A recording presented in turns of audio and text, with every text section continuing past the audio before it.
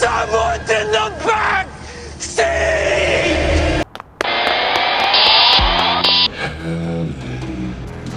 Who is that? Urban legends are stories that circulate as true. They're usually creepy tales of men in the woods, creatures under your bed, or even paranormal entities in the mirror waiting to capture you if you say their name. For the most part, these stories are fictitious, spread from family to family in order to scare children into being good and staying home. However, saying that some of these stories are actually based in reality, and that thought is absolutely terrifying. So today on Top 5 Scary Videos, I'm going to be counting down our list of the top 5 scary urban legends that came true. Before we begin though, be sure to stick around until the end of the video where I'll be responding to some of your comments. And with that, let's jump in. Coming in at 5, rats in the toilet. Urban legends about animals in sewers have been rife throughout history, with the most notable being the alligators and crocodiles in the sewers of New York, which for the most part actually turned out to be true. However, the thought of finding something in your toilet inches away from vulnerable areas of your body, well, that's something nobody wants to think about. While the alligators and crocodiles are far reach, this legend seems to have some elements of truth. A toilet drain is just wide enough for a rat to climb up, first and foremost, with the animals being attracted to sewage lines due to undigested food and feces. They follow the pipes and boom, wind up in your toilet bowl. Back in 1999, a woman in Virginia got a nasty fright when she went to the toilet and found a rat there waiting for her. Honestly, I've never feared a toilet before, but I certainly do now. Apparently this has happened enough times for public officials to put out a warning. If you encounter a rat in your toilet, close the lid and flush. Godspeed.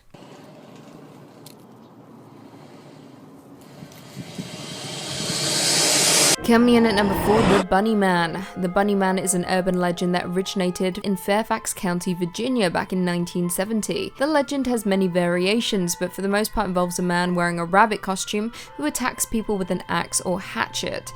Most of the stories occur around Colchester Overpass, a southern railway overpass spanning Colchester Road near Clifton, Virginia, sometimes referred to as Bunny Man Bridge. In the tale, an escaped mental patient takes to gutting bunnies and hanging them from the bridge, but later escalated to the madman hanging teens in a similar manner. However, the legend is based out of reality. Following extensive research into the Bunny Man, the legend was linked to 2 cases of a man in rabbit costumes threatening people with an axe, with the vandalism reports occurring 10 days apart in 1970 in Burke, Virginia. The first incident occurred on the night of October 19, 1970 by US Air Force Academy cadet Robert Bennett and his fiancée, who were visiting relatives in Burke. While returning from a football game that evening, they reportedly parked their car in a field to visit an uncle who lived across the street. As they sat in the car, they noticed something moving outside the rear window. Moments later, the front passenger window smashed and there stood a figure in a bunny costume. As they drove away, the couple discovered a hatchet on the car floor. The second reported sighting occurred on the night of October 29, 1970, when construction security guard Paul Phillips approached a man standing on a porch of a home on Guinea Road. The man was wearing a white bunny costume and appeared to be around 20 years old. According to Paul, the man stated, I quote, "You are trespassing. If you come any closer, I'll chop off your head." Now, while neither incidents resulted in death or disembowelment, the thought of an adult in a bunny costume wielding a hatchet is absolutely terrifying. Coming in at number 3, we have Polybius. Polybius is an urban legend that emerged back in the early 2000s, with it concerning a supposedly fictitious arcade game called Polybius. The legend describes the game as part of a government-run crowdsourced psychology experiment which was based in Portland during 1981. According to the legend, the game apparently produced intense psychoactive and addictive effects in players, with the machines being said to have been periodically visited by men in black for the purpose of data mining the machines and analyzing the effects. Now, while the entire legend doesn't quite hold up, there are some pieces that are actually based in fact. Brian Dunning, host of the Skeptoid podcast, did some digging and discovered that a 12-year-old named Brian Mara had become sickened during a 28-hour marathon video game contest in Portland back in 1981. Just a few short days later, the Portland arcades were raided by federal agents who seized cabinets that were being used for gambling. Add these 2 events and add some fictitious elements and you have the legend of Polybius.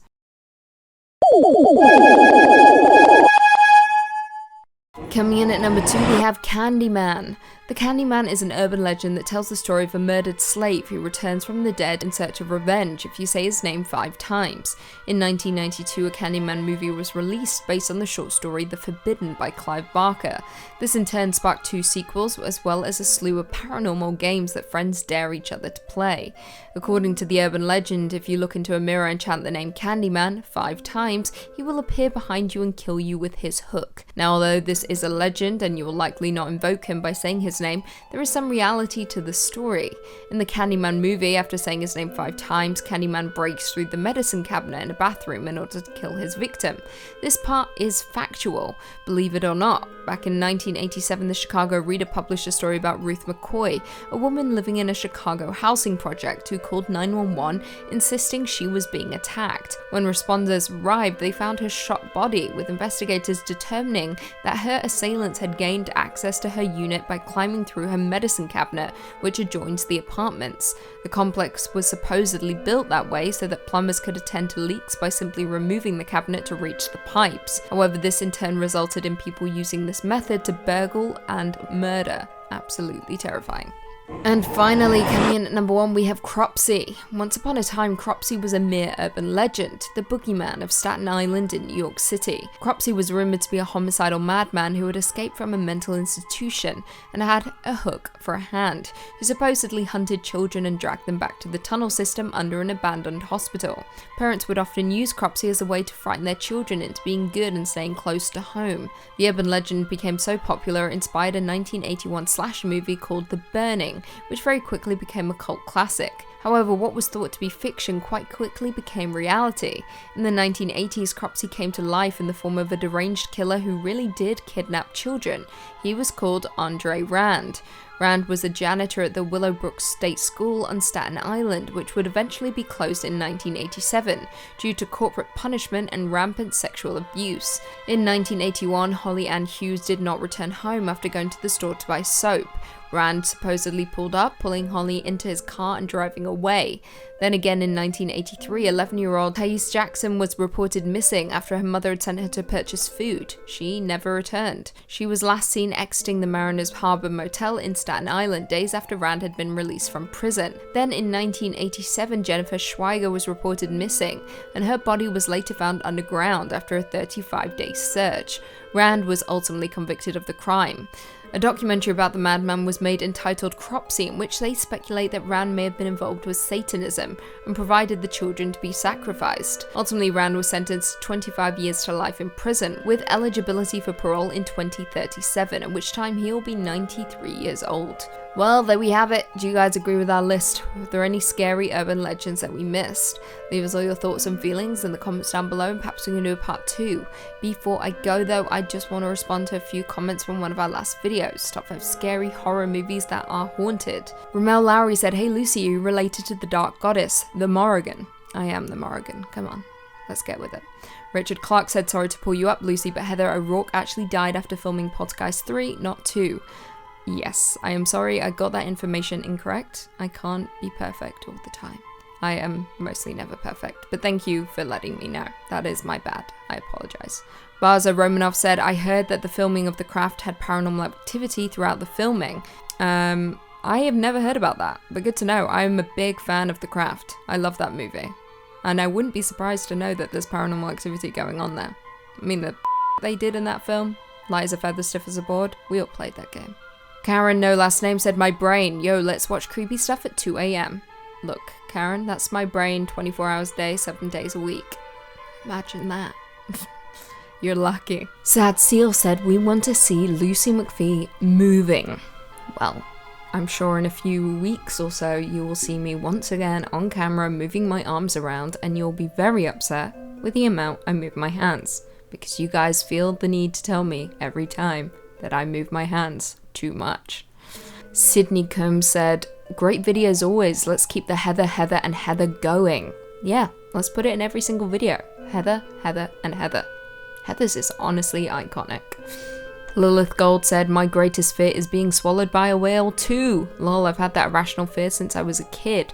Me too. I know it's irrational, and I don't know where it stemmed from, but I honestly, when I think about the ocean, I imagine myself just in the middle of the ocean on my own, and then a whale just comes out of nowhere. And then it just swallows me whole, and then I die in the pit of its stomach. So yeah, that's my life. And on that note, if you haven't already, be sure to give this video a big thumbs up, subscribe, and turn on notifications so you never miss another scary vid. And until next time, see you later.